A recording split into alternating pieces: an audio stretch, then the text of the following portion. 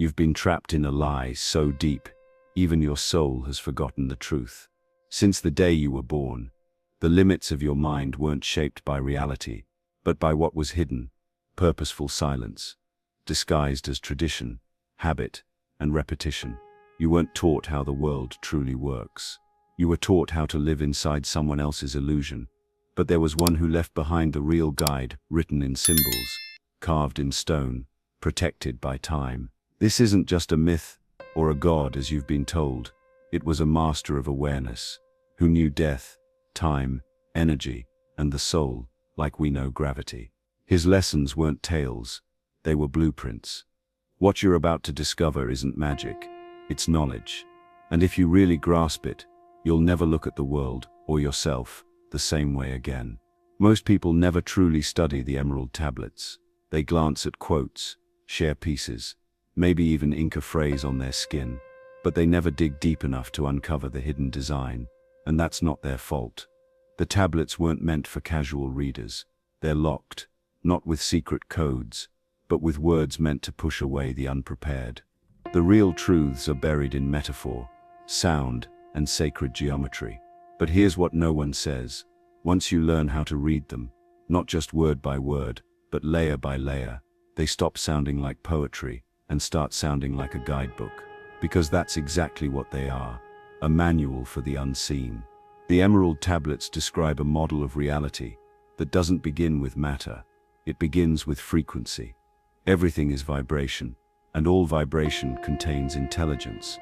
This isn't philosophy, this is structure. The first tablet tells you outright, man is in the process of becoming, not born perfect, not born sinful, born as a system still loading a soul that's fragmented, encoded into flesh, navigating through dimensions of density. And yet, we're not left to stumble blindly. The tablets detail the path forward, but only if you know how to follow symbols instead of sentences. When Thoth speaks of light, he doesn't mean sunshine or moral goodness. He means information, consciousness, awareness that expands and self-generates. And darkness isn't just evil, it's entropy, stagnation, unconsciousness. This duality isn't religious, it's mathematical. The more conscious a being becomes, the more it moves toward light, and the less it decays. Death, in this system, is not an end. It's a checkpoint, a recalibration, a reset designed to prompt growth, not finality. The halls of Amenti, often mistaken for some mythic underworld, are real, but not in the way Hollywood imagines. They're dimensional holding fields, spaces where soul fragments pause between incarnations to integrate and choose new lessons. So why was this encrypted? Why didn't Thoth just say it all plainly? Because knowledge is power, and power, in the wrong hands, leads to collapse. The tablets were designed to repel the unready, to filter access through resonance. If your mind isn't prepared to hold these truths, they won't make sense to you. They'll feel like riddles. But if you've been feeling like reality is hollow, like there's more behind the curtain, and you're ready to step through, then suddenly, these texts don't feel ancient. They feel alive and personal, because they are. One of the most misunderstood lines is this: seek ye the path to the stars, and find the portals to other dimensions. People treat it like a myth, like a metaphor, but it's not. Thoth is being literal. There are frequency gates embedded into this reality.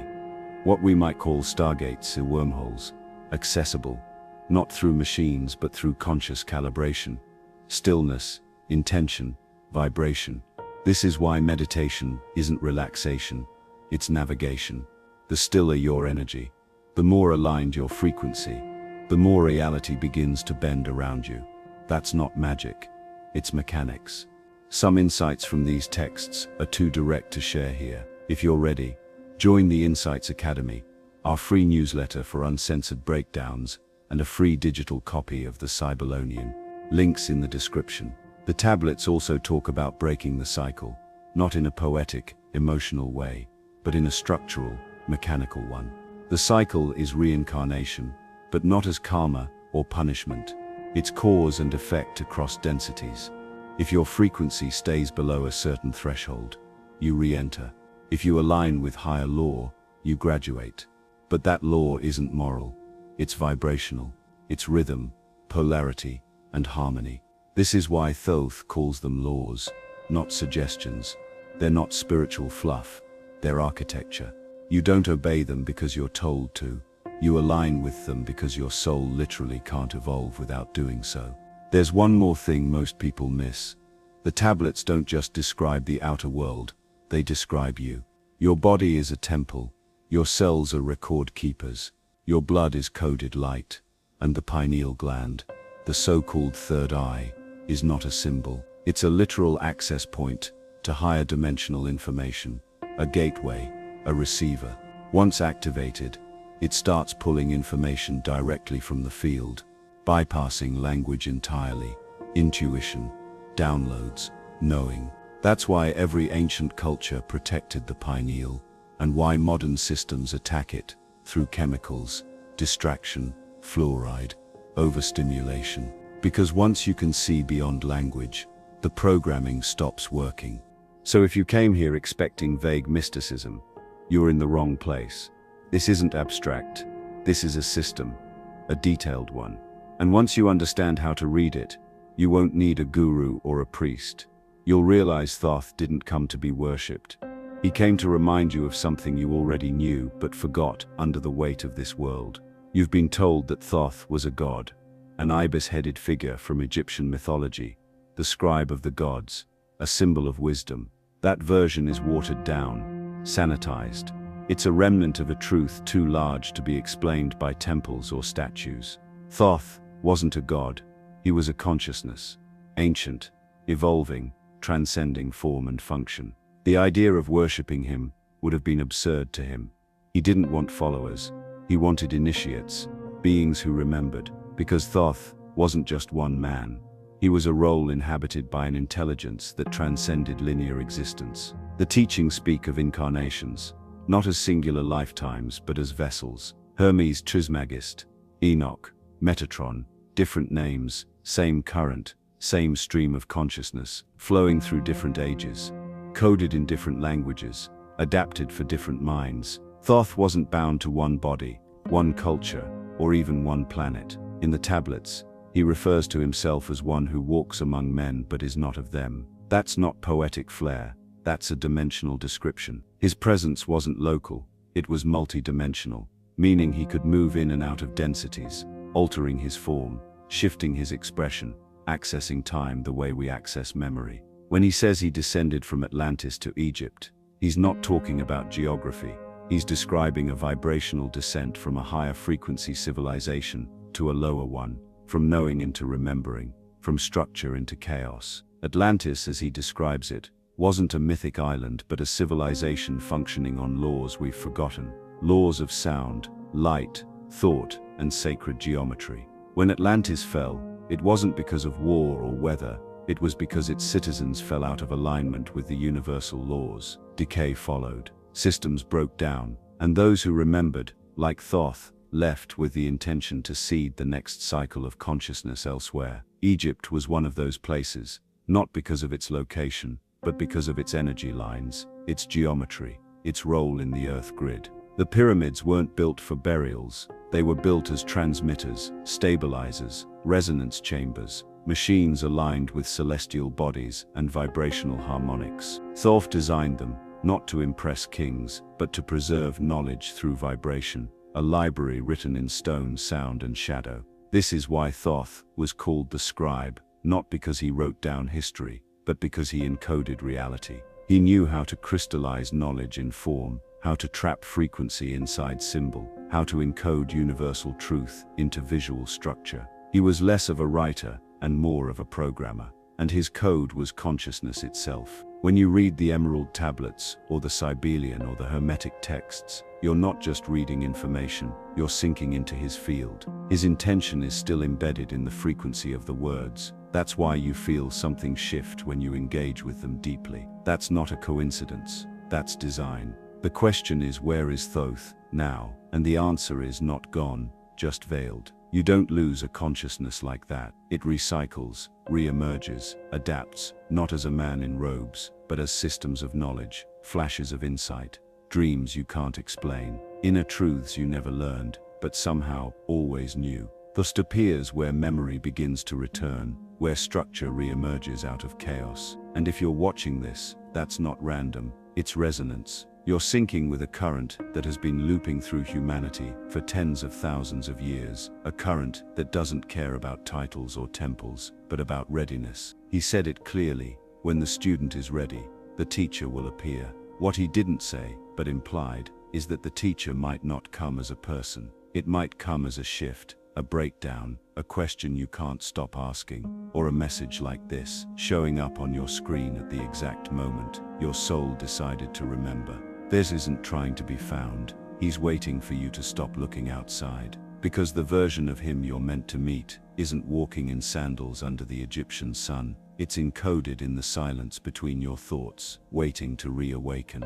You've been told your soul is one thing, singular, mysterious, invisible, too, but they're taught something far more structured, far more exact. Your soul isn't one thing, it's a layered mechanism, an energy system encoded with memory, purpose, and potential. It's not just light, it's intelligence in motion, and understanding it doesn't require belief, it requires observation. What you call emotions, instincts, intuition, these aren't spiritual fluff, they're feedback systems. Your soul isn't some ghost inside you, it's the entire framework of you, layered over lifetimes, embedded in fields split across densities, and until you understand its mechanics, you're just guessing your way through existence. According to Thoth, the soul has structure: the cat, the ba, the cat, the safu, each layer serving a different function, each bound to a specific density of reality. The cat is your vital energy. It holds your life force, your motion,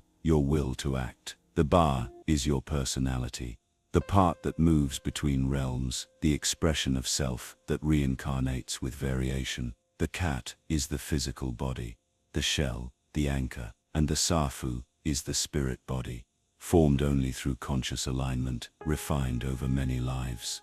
These aren't metaphors, these are operational components of your being. And just like a machine needs all its parts to run well, your soul needs all these aspects, integrated, aligned, functioning. But most people live fractured, unaware that they've lost connection to pieces of themselves that were never meant to be discarded. Trauma isn't just emotional pain, it's fragmentation. Every time you suppress your truth, betray your intuition, deny your calling, you fracture parts of your energy, pull away, and over lifetimes, those fractures stack. That's why some people are born feeling incomplete, not broken, just scattered. What Thoth taught is that these soul fragments aren't lost, they're dormant, waiting to be reintegrated. But that reintegration doesn't happen through affirmations or blind positivity. It happens through self-awareness, shadow work, and vibrational alignment with universal law. You don't heal by escaping pain. You heal by becoming aware of its purpose. Pain isn't a punishment, it's a signal, a messenger, a key. Reincarnation, as Thoth describes it, isn't about karma, in the moral sense. It's not a celestial scoreboard, keeping track of your mistakes. It's about momentum. Your frequency at the time of death determines your next entry point. If you die in confusion, denial, or resistance, you re-enter at that same vibrational level, not as punishment, but because your energy has to resolve what it couldn't integrate. But if you die in awareness, clarity, alignment, you enter the next cycle with greater access, not just to memory, but to function. This is how evolution works, not through external achievement, but through internal coherence. And this is where the illusion of death falls apart. Thoth makes it clear, death is not an end, it's a transition between bandwidths of perception. What you call the afterlife isn't a place, it's a frequency band, a layer of the same system operating at a different speed. The soul never dies, it just changes vibration, like a radio tuning to another station. And if you're not aware of the tune, you just think the music stops. But it doesn't. It shifts, continues, evolves. This is why the ancient initiates prepared for death every day, not because they feared it, but because they wanted to die consciously. They practiced alignment, not out of piety, but out of technical necessity. They knew that the architecture of the soul determines the trajectory of the self after this life ends, and they didn't leave it to chance. Neither did Thoth. That's why he gave us the instructions, not to worship, but to follow, not to theorize, but to apply. You weren't meant to wander through this life numb and fragmented. You were meant to remember the mechanics of your own existence, and every flash of intuition, every unexplained emotion, every synchronicity, it's your soul sending you signals, reminding you there's a deeper system behind your personality, one that doesn't care about trends or timelines, but about evolution. Your evolution. The soul doesn't seek comfort, it seeks coherence. And Thoth didn't teach us how to pray, he taught us how to remember what we are. There are laws governing this universe that don't care what you believe. You don't get to bypass them by ignoring them, and you can't pray your way around them. They don't punish, they respond. That's the difference. What Thoth laid out wasn't religion, it was physics, but not the kind you learned in school.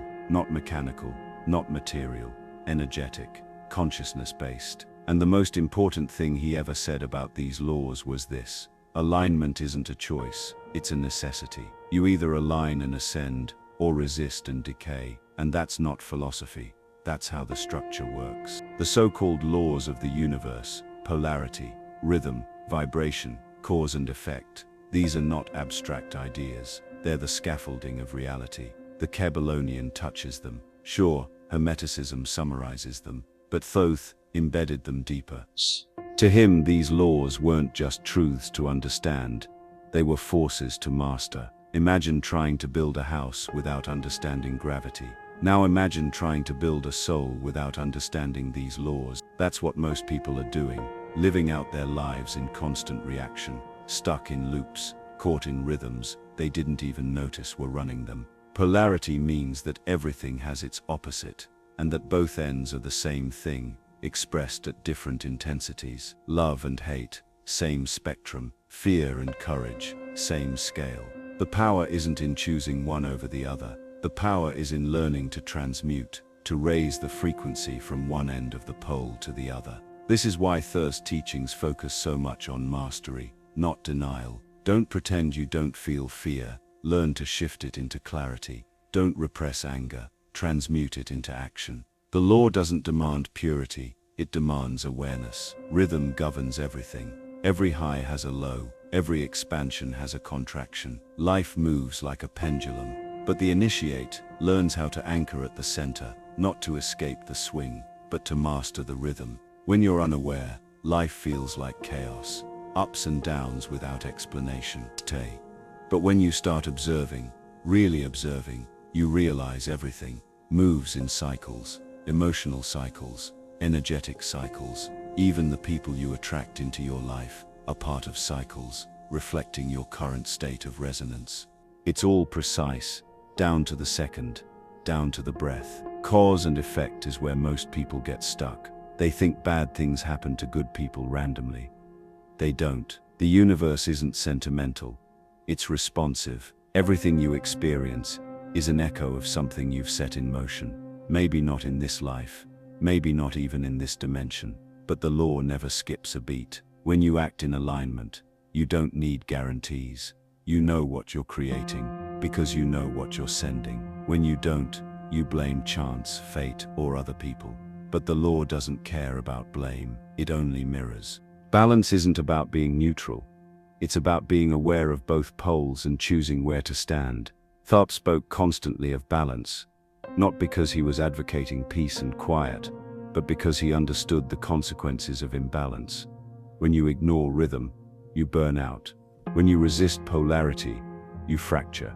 When you deny cause and effect, you become a victim of your own unconscious actions. Every time you align with truth, the system responds by lifting you. Every time you fake it, force it, or avoid it, the system reacts by compressing you. That compression is what you feel when your life feels tight, when you can't breathe, when everything feels like it's closing in. That's not life attacking you. That's life reflecting you. And here's the part that never gets said. These laws are not optional. You're not punished for breaking them. You're punished by breaking them. Just like jumping off a cliff isn't punished by gravity. It's the law itself responding to your movement. Same with the law of vibration. If your dominant frequency is guilt, you will attract cycles that reinforce guilt. If your dominant state is victimhood, the world will mirror victimhood. This isn't metaphysics, it's mechanics. Thoth taught that when you fully understand these laws, you no longer react, you create. You become an architect of your own experience, not by manipulating the outer world, but by tuning your internal one. You stop asking why things happen, and you start seeing how they happen. And that's when the real power begins. You stop being a character in a story, and start being the author. Because the universe doesn't reward emotion, it responds to coherence. You don't get what you want, you get what you are. And that's why balance isn't a concept. It's the entry point to sovereignty. We were never supposed to lose this knowledge. What Thoth and the ancients knew wasn't just spiritual, it was technological. But in their time, the two were the same thing. Energy wasn't something you paid for, it was something you generated.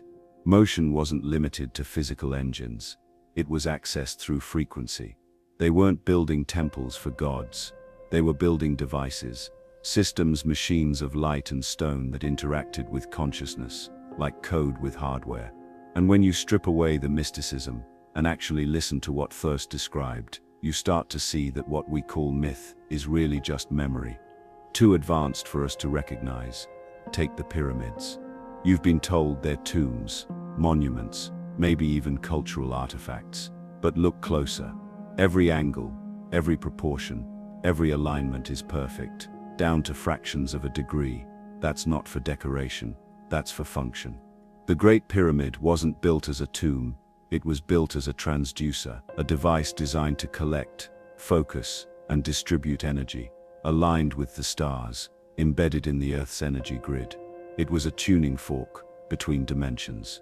The chambers inside weren't for burial, they were for transformation, acoustic resonance chambers designed to shift the frequency of the person inside. Sound was the key, not music, but pure frequency, measured, targeted, intentional. Thoth speaks of vibration constantly, because in his world, vibration was technology. Levitation wasn't science fiction, it was harmonics.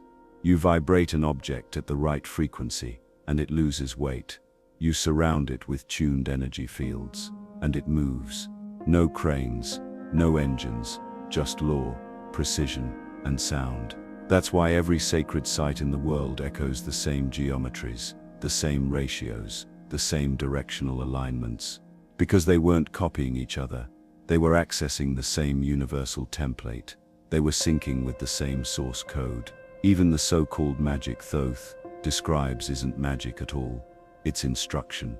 The Merkaba, for instance, the spinning field of light and consciousness that surrounds the body, isn't just some new age symbol. It's a vehicle, an electromagnetic structure, that when activated, allows consciousness to travel between dimensions without losing coherence. Ancient initiates weren't imagining other realms, they were navigating them.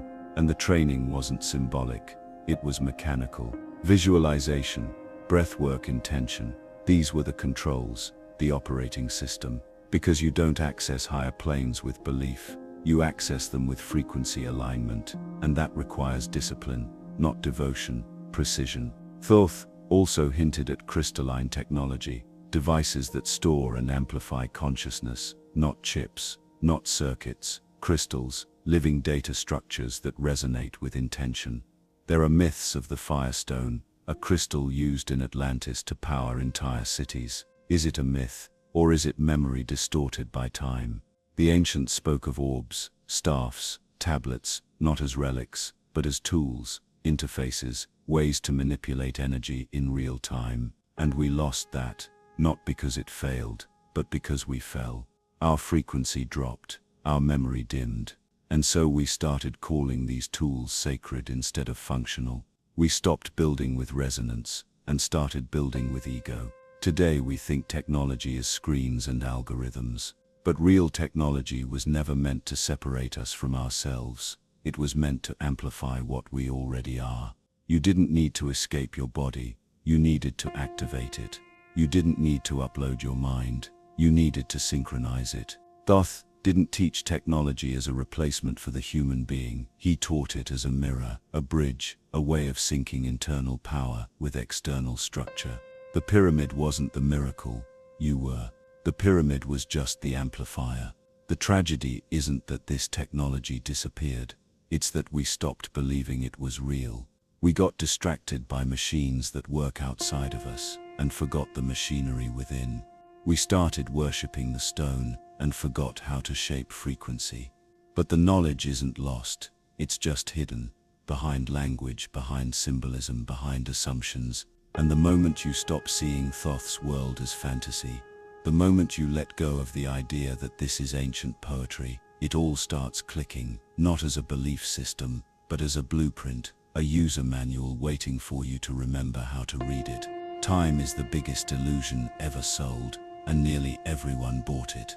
You were taught it's linear, that there's a past behind you, a future ahead of you, and you're forever trapped moving in one direction between them. That illusion is so convincing, so deeply embedded into your routines and language, that most people never stop to question it. But Thoth did.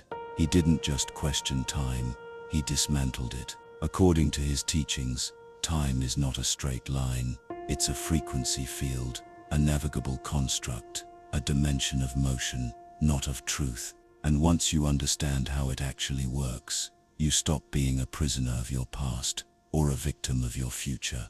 Thoth didn't write about time poetically. He wrote about it, operationally. He spoke of moving through time as one walks through space, describing consciousness not as anchored, but as mobile, capable of shifting vantage points across timelines. He described past and future lives, not as fixed events in a historical record, but as parallel threads of experience accessible through resonance. To him, time wasn't a road, it was a field of potentials. And the self wasn't bound to one timeline, it was multi-expressed across many. You're not just the person you think you are today, you're also the unfinished versions of you from other lives, other possibilities, still running, still influencing you through subconscious bleed-through. This is why people have déjà vu, unexplainable talents, irrational fears or dreams that feel more real than waking life. It's not just imagination, it's an intersection. One thread brushing against another, one version of you momentarily syncing with another version in a parallel corridor of time. The more aligned you become, the more these intersections happen. Time stops feeling like a constraint and starts becoming something you can observe, then influence. Memory is not a backward-looking function, it's a navigational tool, and most of what you call memory isn't even from this life. That's why you resonate with certain ideas, places or symbols without any logical reason. You're not learning new information, you're remembering through frequency. Your soul stores data across dimensions. The more attuned you become, the more access you have. That's why ancient initiates practice stillness, not just for peace, but for calibration. When the mind is still, the field opens. When you drop beneath the noise of daily consciousness, the barriers between timelines thin. What you think of as downloads are actually realignments. Your higher self handing you data from the grid you already belong to. But here's what truly breaks the illusion. Time doesn't move, you do. Time isn't pulling you forward. Your consciousness is unfolding through layered potentials, collapsing possibilities into form, with every choice, every intention, every shift of focus. That means the past isn't gone, it's active. The future isn't waiting, it's responding. And the present isn't a moment, it's a point of power. Everything exists now, layered and encoded, and what you align with becomes real to you, not because it was destined, but because your frequency called it forward. This is the real danger of unconscious living. When you believe time is something happening to you, you give away your ability to shift it. You live in reaction, you accept loops, you call repetition fate, and forget that you're the one spinning the wheel. The taught that cycles are only prisons if you refuse to see their pattern. The moment you see the cycle, you stand outside of it. The moment you observe time instead of obeying it, you stop being controlled by it. And that's when your evolution accelerates. That's when you stop reliving lives and start rewriting them. Time is not something you fix, It's something you remember how to move through. It bends for those who stop resisting its flow. It opens for those who stop needing control and start practicing coherence. This is why Thing emphasized discipline, not for morality, but for precision. If you want to shift timelines, you need clarity, clean thought, pure intention, still energy, because chaos locks you into the lowest possible loop. But coherence, that opens doors you forgot were even there. So next time you feel stuck in your story, ask yourself, what if this isn't who I am, but just the version of me I'm still tuned to? What if everything I've called the future is just a frequency I haven't matched yet? That's not fantasy, that's functionality.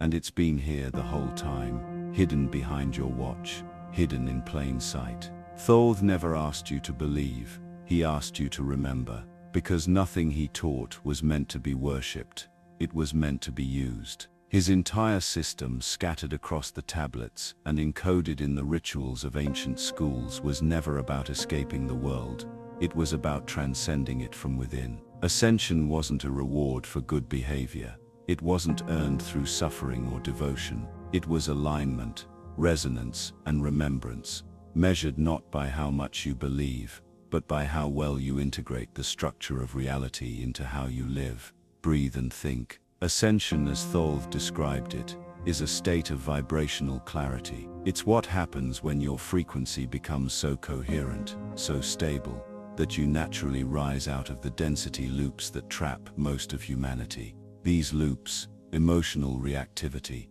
unconscious thought patterns, compulsive behaviors, aren't just bad habits, they're vibrational anchors. They keep your soul bound to the same levels of experience again and again, no matter how many lifetimes you live. You can have spiritual beliefs, read sacred texts, do yoga every morning, but if your energy is still entangled in fear, doubt, comparison, or control, you're not going anywhere, because energy doesn't lie, it reflects. Thoth's blueprint is brutally simple.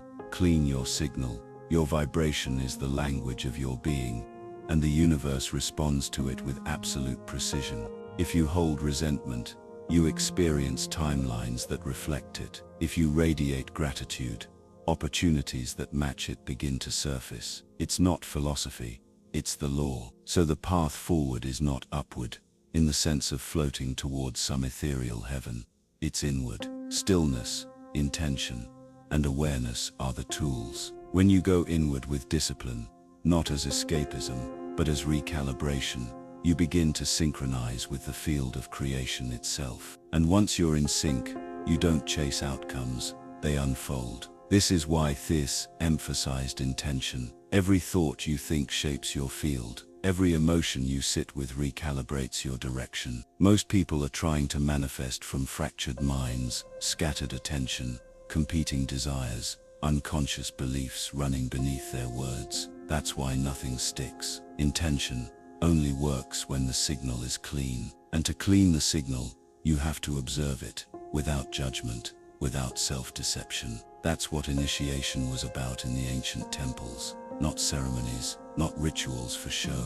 They were processes to purify the self, to strip away ego distortion and illusion, so that when the initiates spoke, their word became law, not through force, but through frequency. Emotion is another key. Most people misunderstand. You were taught to suppress it, to label it as weakness, or to be overwhelmed by it. Thoth taught something different. Emotion is power. It's energy in motion. Yes, but more importantly, it's a fuel source. Love, rage, sadness, desire. These aren't obstacles to ascension. They're livers. When harnessed consciously, they can collapse timelines, accelerate growth, and break the cycle of stagnation. The key isn't to control emotion, it's to channel it, to direct it through intention and clarity, turning raw frequency into transformation. And then comes service. Not the performative kind, not martyrdom, but authentic contribution. When you align your personal evolution with collective awakening, your field amplifies. You become a node of coherence in a network of distortion. That coherence is contagious. It affects others without effort. That's what the ancients meant when they said, Enlightened beings change the world without moving a finger.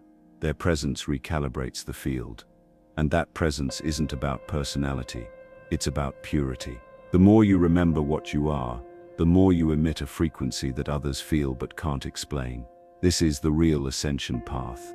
Not floating into the sky, not escaping the matrix through fantasy, but becoming so aligned, so vibrationally refined, that the matrix loses its grip on you. You don't exit it by force. You outgrow it. You stop feeding it. You become immune to its pull, because your resonance simply doesn't match the fear, distraction, and control it thrives on. And in that space of neutrality, of sovereignty, you begin to operate as your true self, not a reaction, not a persona, but a conscious architect of experience. So forget the robes, the rituals, theatrics. The blueprint was never about ceremony. It was about frequency. You already have the tools. Stillness is the gateway. Intention is the compass. Emotion is the fuel. Alignment is the engine. Remembrance is the key. Ascension isn't about becoming something new. It's about remembering what you were before the distortion began. Most people won't get this, not because they're incapable, but because they've been trained not to care, conditioned to roll their eyes at anything ancient, symbolic, or esoteric, distracted into numbness, entertained into obedience, and it's not their fault. The system doesn't need to hide the truth. It just needs to make sure no one takes it seriously. It's done an excellent job. You can quote Thoth, read the emerald tablets, wear an anchor around your neck, and still miss the point entirely. Because if it doesn't change how you think, how you act, how you see everything, you're not decoding the truth. You're just decorating your prison cell. The teachings of Thoth are not secret because they're hidden. They're secret because they require effort, stillness, discernment, the very qualities the system has designed you to avoid. You were trained to seek stimulation, not contemplation, to crave fast answers, not layered truths. So when a being like Thoth speaks in geometric language and frequency-based metaphors, most people scroll past, or worse, they laugh. But the laws he outlined don't need your belief to function, and the soul doesn't wait forever. Every time you reach for your phone instead of your thoughts, you delay. Every time you ignore that internal pull towards something deeper, because it feels inconvenient or uncomfortable, you miss a signal. You were never meant to float through this life passively. You were meant to participate, to remember. But most people are running software they didn't write. Hand-me-down beliefs, second-hand goals, recycled thoughts. That's not evolution. That's stagnation in disguise. And Thoth knew this. That's why he buried his teachings in code, not to keep people out, but to keep the unready from damaging themselves. And here's the part that stings. Readiness isn't about intelligence. It's about integrity. Are you willing to question your identity, your habits, your story? Are you willing to dissolve the version of you that the world applauded, but your soul outgrew? If not, the door stays closed, not as punishment, but as protection. Because true knowledge once seen demands change. You don't get to stay the same once your eyes adjust to the truth. And that's where most people tap out. Not because they don't understand, but because they don't want to. They say they want freedom, but they don't want to stop feeding the machine that feeds their fear. They say they want truth, but only if it fits within the comfortable framework of what they already believe. Thoth didn't teach comfort. He taught transformation. That's why initiates were tested, not for knowledge, but for capacity. Could they hold the truth without running from it? Could they look at themselves without flinching? Could they walk through the fire of deconstruction and still choose to rebuild? Because here's what most people will never understand. This isn't just about Thoth, it's about you. It's always been about you. Every metaphor, every riddle, every vibration is a mirror, not to flatter, but to reveal, to expose where you've been operating from unconscious programming instead of cosmic law, to show you that your resistance isn't to the information, it's to the responsibility that comes with it. Because once you see the code, you can't pretend you didn't. You can't unknow the patterns. You can't unfeel the dissonance. And from that moment forward, every choice becomes a referendum on your awareness. You either choose alignment, or you choose decay. There is no in between. You're either ascending or looping, and looping always feels safe until it starts to suffocate. The difference between those who awaken and those who don't isn't circumstance, it's choice. Every soul is given the same signals, the same dreams, the same moments of quiet knowing, but only some listen. Only some pause long enough to hear the whisper beneath the noise, and even fewer act on it. The truth doesn't scream, it waits, and Thoth's voice is still echoing, not in temples, not in texts, but in those strange still moments when something inside you stirs and says there's more. This was never about Thoth. Not really. It was always about you. Thoth didn't leave behind teachings so you could idolize him. He left them so you could remember yourself. Every fragment of his knowledge, every strange symbol, every cryptic phrase, it all points back to the same place, the inner architecture you've been disconnected from, because somewhere deep down, you already knew, you've always known, that this reality feels off, that the rules never made sense, that there's a deeper rhythm beneath all the chaos, that knowing wasn't imagination, it was a memory. You don't resonate with this because it's new. You resonate because it's familiar. You're here because you're ready to dig deeper, to uncover what's still concealed, to learn what can't be spoken openly, not in this place. That's why Insights Academy was created. Sign up for the free newsletter using the link below and you'll get a digital copy of the Cybelonian. This isn't just a gift, it's a tool. Don't let it pass you by, because this journey doesn't stop here. The real work begins now in your breath, in your daily rituals, in your mind, in your purpose. 2 wasn't a start or a finish. He was a wake-up call, that you hold the keys, you are the signal, the creator. If this message hit home, tell us by commenting, I understood it.